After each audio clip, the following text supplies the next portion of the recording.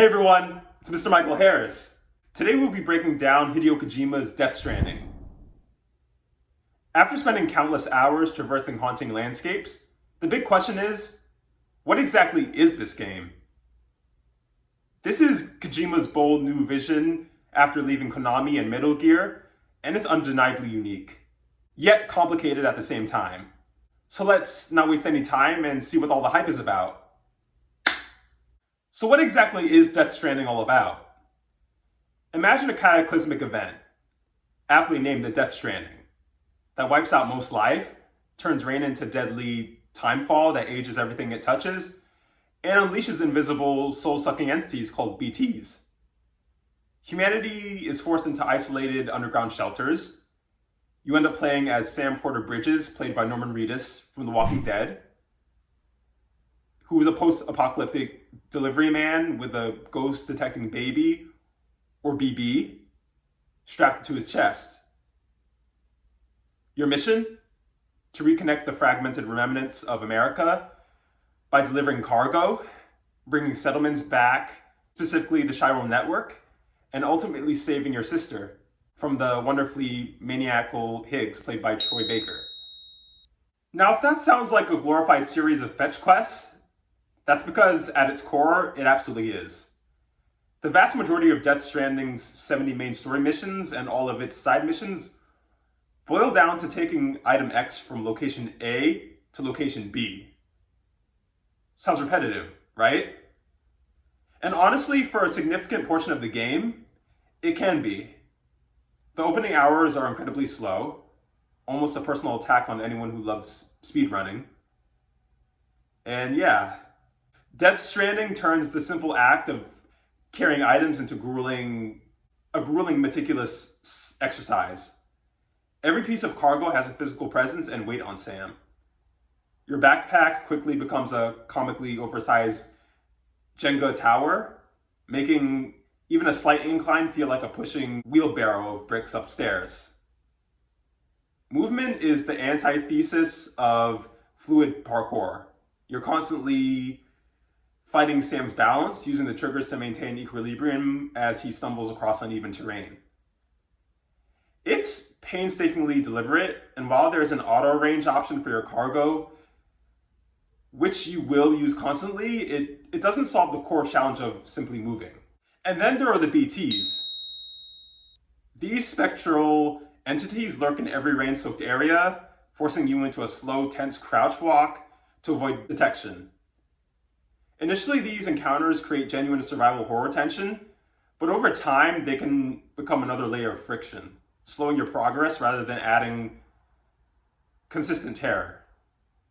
When combat does pick up, usually around the 10-hour mark, the game's Metal Gear Solid lineage becomes more evident with stealth takedowns, along with non-lethal weapons like sticky guns and boss fights that are visually spectacular, but often mechanically simple.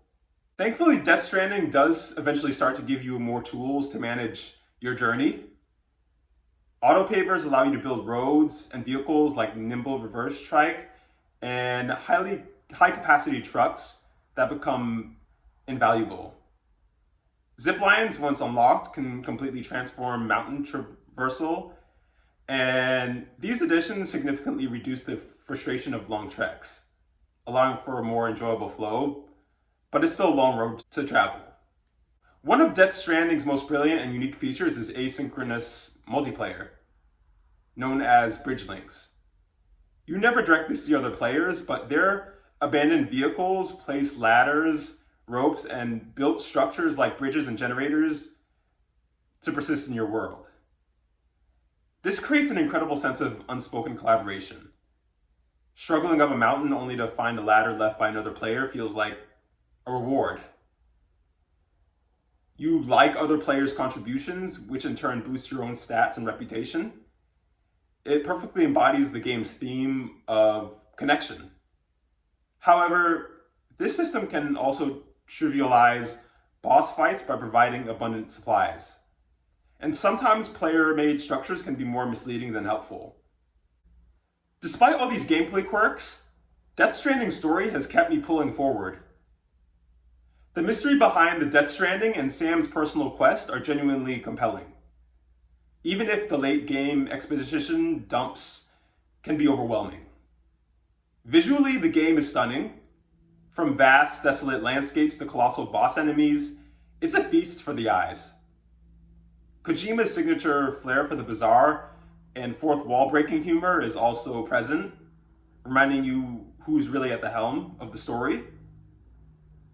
And yeah, that's what makes it special. Death Stranding is undeniably a Hideo Kojima game through and through.